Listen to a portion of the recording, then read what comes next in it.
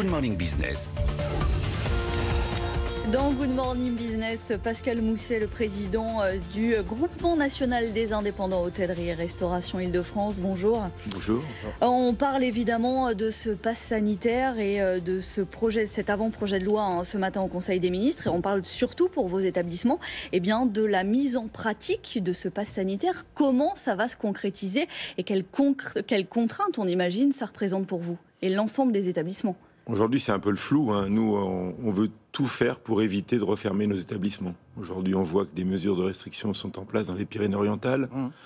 On voit qu'un peu partout en Europe, il y a une reprise épidémique avec ce variant Delta. On veut absolument maintenir nos établissements ouverts parce que toutes les aides d'État s'arrêtent le 31 août. On a besoin de retrouver l'activité normale de nos commerces. Depuis le 14 mars 2020, en région parisienne, les établissements n'ont jamais retrouvé leur niveau d'activité normale, donc perdent de l'argent tous les jours.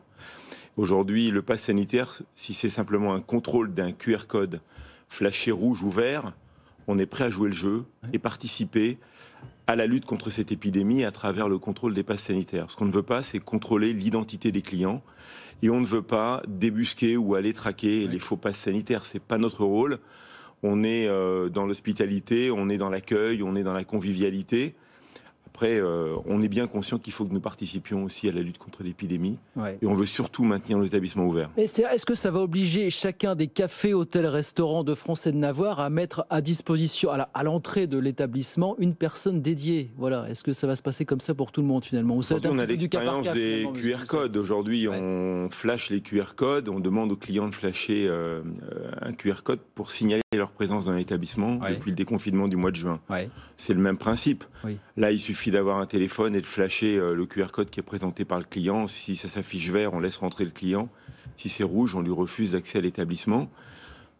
On est prêt à jouer ce rôle-là tant que c'est uniquement ça.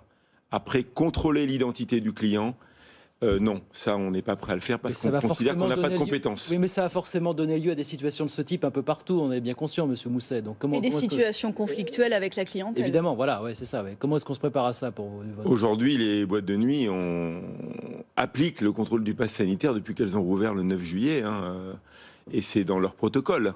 Aujourd'hui, il y a des établissements qui le pratiquent. Donc on a une petite expérience. Après, dans les établissements où il y a des grandes terrasses, il est vrai que ça va augurer peut-être un petit délai d'attente, un petit délai de contrôle. D'autant que les terrasses sont aussi concernées. Est-ce que vous dites que cette obligation, plus le fait que certaines personnes qui ne sont pas vaccinées ne viendront plus dans vos établissements, est-ce que vous attendez, est-ce que tout ça occasionne une baisse de chiffre d'affaires globalement? Aujourd'hui, on est très clairement très inquiet sur l'aspect économique.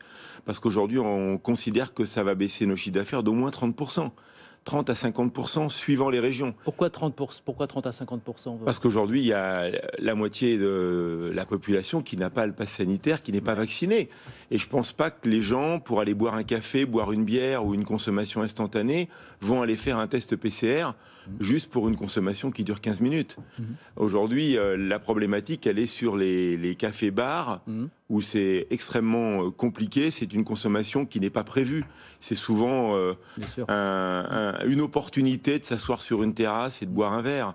Et là, on considère qu'on va perdre un potentiel de clients énorme. Donc vous allez avoir un profil beaucoup plus contraignant, une consommation plus contraignante. Est-ce que ça veut dire, dans l'autre bout du spectre, il faut prolonger ou aménager de nouvelles aides? On demande très clairement depuis la semaine dernière au ministre de l'économie, à Alain Griset, à Bruno Le Maire, à Elisabeth Borne, on demande clairement le prolongement des aides tant que les restrictions s'imposent. Tout est censé s'arrêter fin août, là, c'est ça que vous nous dites? Aujourd'hui, le chômage partiel, régime que l'on connaît depuis le 14 mars, s'arrête le 31 août. Le fonds de solidarité s'arrête le 31 août. Et seule l'activité partielle de longue durée pour les entreprises assez importantes va être prolongée. Donc aujourd'hui, on n'a plus d'aide au 1er septembre. Donc si ces restrictions, on voit ce qui se passe dans les Pyrénées-Orientales, doivent perdurer pour lutter contre l'épidémie, il faut absolument un prolongement des aides. C'est ce que nous demandons. Toutes les organisations professionnelles sont complètement alignées sur cette demande. Et qu'est-ce qu'on vous a dit jusqu'à présent quand vous avez formulé ça? On réfléchit, on va nous faire des propositions. En fait, c'est un échange entre vous contrôlez le pass sanitaire et on va peut-être vous accompagner économiquement. On est dans cette discussion, il y a des arbitrages qui vont être rendus par Bercy. Vous êtes patron, vous, du GNI Île-de-France HR, donc Hôtel Café Restaurant. Si on fait un focus, on a 2 minutes pour en parler sur la situation à Paris finalement. Comment ça se présente cet été, évidemment, absence majeure des touristes. À Paris, c'est catastrophique. Je vous répète, tous les centres-villes sont vraiment les plus touchés. C'est l'épicentre des problèmes économiques du CHR, du café hôtel restaurant. Surtout l'hôtellerie. Parce qu'on oublie l'hôtellerie. Paris, c'est une ville hôtelière, c'est une ville qui accueille le monde entier. Et aujourd'hui, 40% des hôtels parisiens sont fermés au mois de juillet. Dans les 15 jours qui viennent, on estime que 70% des hôtels parisiens vont refermer, faute de réservation, faute de demande. Et aujourd'hui, on connaît le niveau du foncier à Paris. Il y a 25% de nos adhérents ont à peu près consommé leur PGE, leur prêt garanti par l'État. Donc ils se trouvent potentiellement en cessation de paiement à l'automne. Donc il y a une vraie problématique sur l'hôtellerie parce que les aides de l'État sont puissantes, mais elles sont calibrées pour la restauration, pour des structures à coûts fixes relativement faibles. Il y a un vrai les hôtels, c'est des coûts fixes énormes et les aides ne sont pas calibrées pour l'hôtellerie. Et l'hôtellerie, notamment indépendante et familiale. Je ne parle pas des grands groupes, je parle des indépendants, familiaux. C'est la caractéristique de notre art de vivre.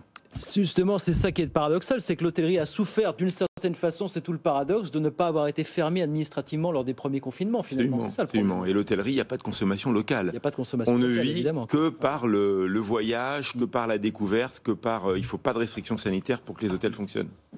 C'est aussi ça qui fait que vous demandez de toute façon que les aides soient prolongées au-delà de la fin août, justement, pour les hôtels. Absolument. Et les centres-villes, on voit aujourd'hui que le littoral surperforme, tout ce qui est destination touristique de vacances.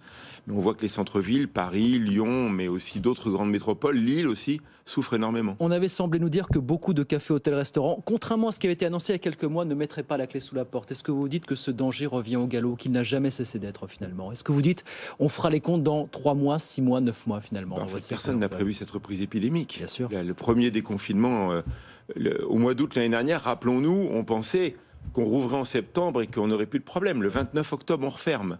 Et là, on pensait au mois de juin qu'on repartait, que c'était fini derrière nous. Et là, on nous annonce maintenant des restrictions dès le mois d'août, alors que l'an dernier, elles sont arrivées 29 octobre.